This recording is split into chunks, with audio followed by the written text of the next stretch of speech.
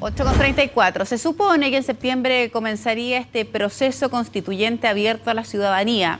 Estoy diciendo cómo lo plantea la presidenta Bachelet, esos son más o menos los términos, y que repite ayer en la cuenta pública, destacando la necesidad de tener en Chile una nueva Carta Fundamental. Y pese a que la mandataria no se refirió a un mecanismo concreto, sí aclaró la obligación de garantizar un equilibrio entre la participación ciudadana y un momento institucional legítimo y confiable. En Mañana en Directo nos acompaña el diputado del Partido Socialista, Leonardo Soto, con quien vamos a ahondar en este tema. Diputado, muchas gracias por acompañarnos. Hola, diputado. ¿Cómo está? Muy buenos días. Bien, mucho se le ha criticado a la presidenta, no solo por la cuenta ballera, en general, desde que ella hace esta cadena nacional y habla de este proceso constituyente, la poca claridad con la que ella se refiere al asunto, que no dice cuál es el camino que se va a adoptar para llegar a una modificación. Usted ayer ¿tenía expectativa, tenía realmente algún grado de ilusión de que se pudiera clarificar cuál va a ser la forma de cambiar la Carta Fundamental? No, yo la verdad que esperaba que la presidenta mantuviera la invitación que hizo el 28 de abril. El 28 de abril, en cadena nacional, invitó a todos los chilenos y especialmente a la clase política a un gran acuerdo, un acuerdo político amplio, para construir el camino hacia la nueva Constitución. Y yo no esperaba que ahora ella cerrara un debate que aún no se inicia, diciendo este es el camino. No es lógico que en democracia las cosas, estos caminos tan trascendentes, como es en la nueva Constitución, se decidan por decreto presidencial. En dictadura se hizo, el año 80. El presidente Pinochet dictó un decreto y comenzó todo. Acá no. Acá en democracia la presidenta hace una invitación a un diálogo amplio a todos los chilenos, chilenas, parlamentarios, dice expresamente en el mensaje, en la primera parte, que ha sido muy poco destacado. Ella en una parte del preámbulo de su cuenta pública dice, este es el corazón de mi mensaje. Y el corazón de mi mensaje, dice ella, es invitar a todos los chilenos a superar esta crisis de desconfianza, esta crisis estructural que tiene la crisis política. Ahora, quiere decir que usted es partidario de la Asamblea Constitucional, que se lleva a cabo de esa forma, ¿no? Pero, ¿cómo lee usted la frase, a propósito de lo que usted señala de la presidenta Bachelet, cuando dice que necesitamos un equilibrio adecuado, garantizado en este proceso constituyente, entre una participación ciudadana realmente incidente y un momento institucional legítimo? Como que se refiere al Parlamento y a sus instituciones de gobierno, pero también a la participación ciudadana. O sea, ¿qué pasa? Una constitución que se elabora en el Parlamento y es refrendada en un plebiscito. ¿A qué se refiere o cómo lo lee usted? Momento institucional legítimo, a mi modo de ver, es un plebiscito constituyente. Cuando hablamos de elaborar una nueva constitución, es imposible excluir a todos los chilenos de esa decisión. Cualquier proceso constituyente, cualquiera sea el mecanismo que en definitiva se utilice, va a tener que contemplar la participación de la gente de manera activa en un plebiscito. Lo hizo una dictadura en 1980. Ellos invitaron a todos los chilenos a un plebiscito y ahí se aprobó la Constitución del 80. Se dijo que era un fraude, muchos cuestionamientos, no había libertad de prensa, y estado de sitio, etc. Pero acá estamos en plena democracia y es natural que en una democracia se convoque a un plebiscito a los chilenos. Durante la dictadura se convocó a 4 plebiscitos. La consulta nacional, la aprobación de la Constitución del 80, el 88 el plebiscito que se votó por el sí y el no, y el 89 por las reformas constitucionales. Y después se eliminó los plebiscitos de la Constitución. Y en democracia no hemos tenido esa herramienta. Ahora, diputado, a mí me llama la atención que usted, siendo un hombre a favor de la Asamblea Constituyente, no le parezca malo que esto siga como en un limbo, porque al final hay quienes, los que son detractores, dicen, ¿sabe qué? La presidenta debería mostrar su liderazgo y decir de una buena vez cuál va a ser el camino a transitar para cambiar la Constitución y no tener a la clase política y a la ciudadanía en esta historia que en septiembre resolvemos. Se supone que alguien que lleva las riendas del país, dicen los detractores, debiera tener claro cuál va a ser el mecanismo que quiere proponer y utilizar para llegar a ese propósito del cambio. ¿Por qué a usted no le parece tan mal? No me parece malo porque el mecanismo para construir una constitución que es de todos tiene que suponer la participación de todos. También ella lo dice. Esto no es una imposición. Y ella lo que hace es decirle a todas las fuerzas políticas nos pongamos de acuerdo. Yo espero que en las próximas semanas el ministro del Interior, que es el conductor político del gabinete, convoque a las fuerzas políticas precisamente a buscar ese camino. Eso es el desarrollo lógico de su discurso. Y ahí tendrá que hacerle las propuestas. Y las propuestas todos lo saben.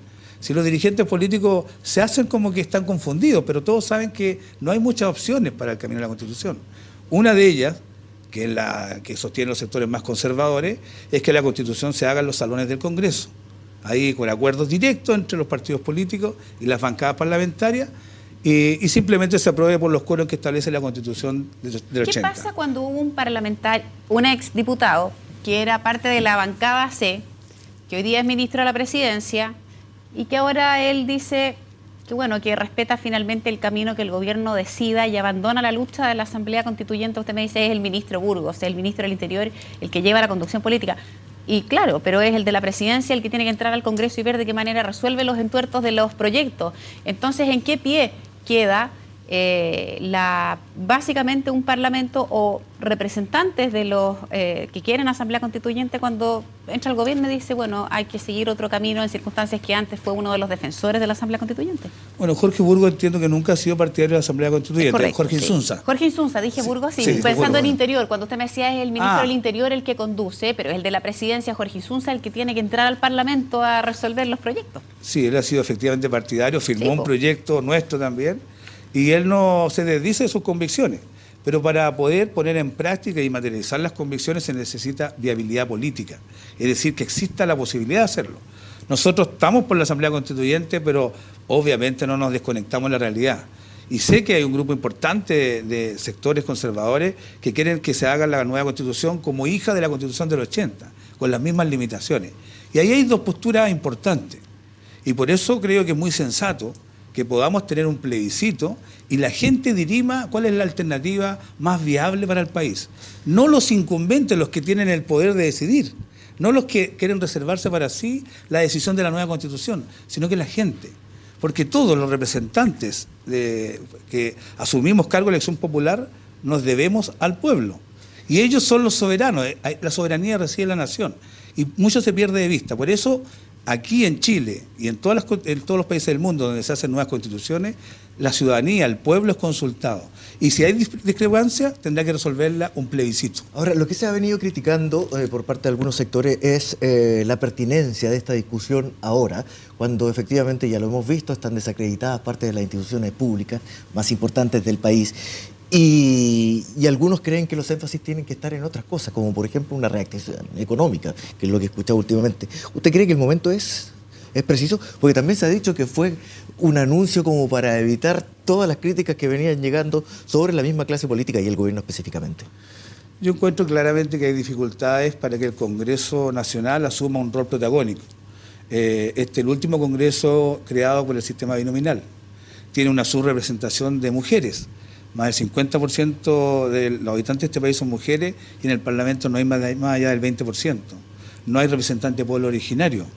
Bueno, y además es el epicentro de los escándalos de corrupción. Todavía no se sabe cuántos se van a haber parlamentarios destituidos, cuántos van a continuar. Y todavía se sigue expandiendo esa situación. Y claramente las condiciones objetivas para el Congreso Nacional en términos de legitimidad, y eso no hay por qué desconocerlo, son bastante severas como un marco que le dé legitimidad. Pero también el problema es nacional, el problema es de una crisis política que tiene una fractura estructural en la sociedad y que ha expandido desde lo público hasta los negocios, y hay una crisis donde todos sospechan y recelan unos de otros. La presidenta ha dicho, salgamos de esa crisis fortalecidos. No podemos seguir avanzando dejando estos problemas abiertos. Y un problema abierto estructural es el de la Constitución. ¿Diputado? Llevamos 35 años disputándose este tema. Más allá de la forma en cómo se resuelva este problema, ¿qué percepción tiene usted, qué convicción se ha ido haciendo a lo largo de este camino de la real información que manejamos la ciudadanía sobre lo que implica, por ejemplo, cambiar la Constitución? Yo no sé, por ejemplo, salimos a la calle y hacemos una encuesta al azar. ¿Cuán informada está la gente? ¿Realmente sabe lo que dice la Constitución? ¿Saben, por ejemplo, lo que significa el alcance de una asamblea constituyente? ¿Hay real conexión de la ciudadanía de lo que estamos hablando? ¿Qué percepción tiene usted? Yo entiendo que hay un apoyo mayoritario hacia una nueva Constitución y también hacia la Asamblea Constituyente. Las encuestas han dicho que más del 60% de los chilenos esperan, más bien por intuición que conocimiento, que existe una nueva Constitución y la elabore la gente. Ahí perdón que le interrumpa, pero ahí está el punto, que para la pregunta que yo le hacía resulta súper fundamental lo que usted acaba de decir, que una modificación de esta envergadura hay que hacerla con conocimiento más que con intuición. Yo diría que los sentidos comunes de la gente son clave. En otros países se les da la posibilidad que tomen las decisiones más trascendentes.